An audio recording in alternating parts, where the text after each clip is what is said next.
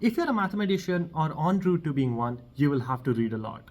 This reading could be textbooks, papers, survey articles, or that one niche PDF that you found online that is somehow relevant to your research. Personally, I love reading these, but sometimes they can bog me down in technicalities and overcast the bigger picture. The current writing conventions also don't help this case because math is often written in this detached, unemotional tone. Math is a human endeavor, which means it's filled with stories, tales, myths, and legends. Math is done by human hands and human minds, and that's what makes it so wonderful. Participating in this endeavor is definitely very valuable, but equally valuable is stepping back and looking at the thing that we have created.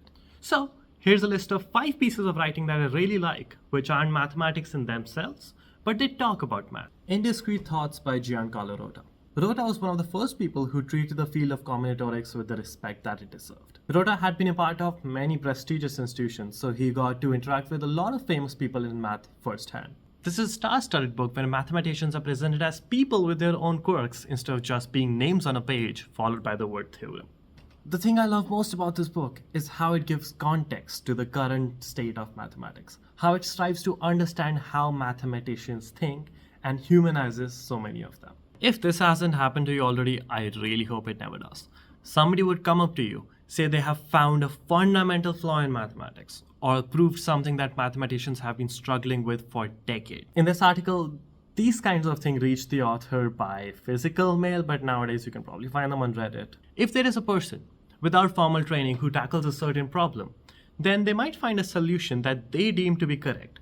But because of their lack of training, they can't really find a flaw in their proof, and so they think they have found something new and important. In this case, a failed attempt on their part is somewhat justified. But then you get to the trisection problem.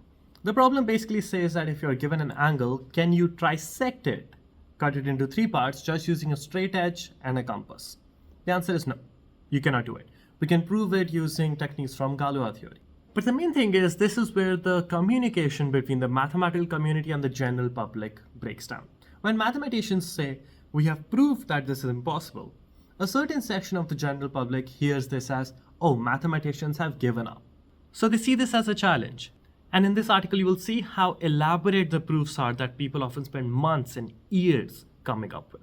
The thing I love most about this article is how it does not berate the ignorance of such people, but rather it tries to understand why someone would take such a massive undertaking only to dig in the wrong direction. I don't want to spoil the ending of the article, but I'll tell you that it has more to do with the relationship of humans with their pride rather than math. Mathematics Has a Front and a Back by Ruben Hirsch. In this article, the author talks about how everything has a front and a back. Like a restaurant has a front where people sit and eat, whereas the back is where the cooking happens. Mathematics also has a front and a back.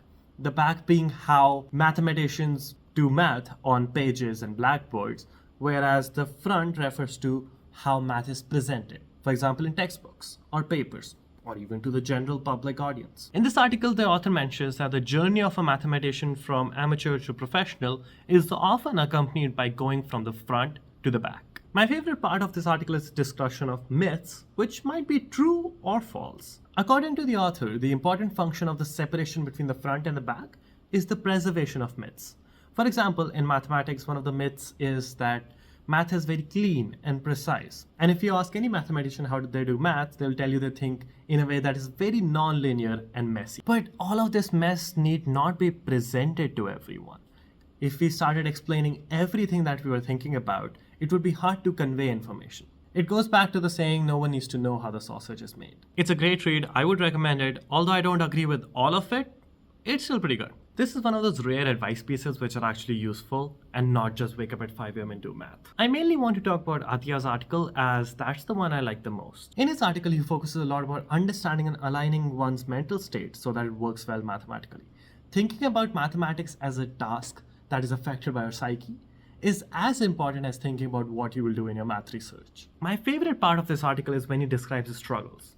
Atiyah is one of the greatest mathematicians of all time, and seeing him be vulnerable and talk about the moments when he was almost about to give up makes you feel like you're not alone. So if you're ever feeling mathematically down, it's a great read. What is an Answer by Herbert Wilf. This article talks about my field of research, which is combinatorics. The main thing we do in combinatorics is count things. When you have trillions of objects, you just cannot go one by one, and so you need to have say a formula or an algorithm that is much faster. The article talks about what makes a good formula. And in this article, the author spent some time formalizing what an idea of a good formula is. It's an enjoyable read, as Wilf is a really good writer. Let me read to you one of his quotes. The point, of course, is that sometimes the answer is presented as a formula that is so messy and long and so full of factorials and sign alternations and whatnot that we may feel that the disease was preferable to the cure. And that's pretty much what I have for this video. If there are articles that have affected you and your mathematical journey, leave them in the comments below. Thanks for watching.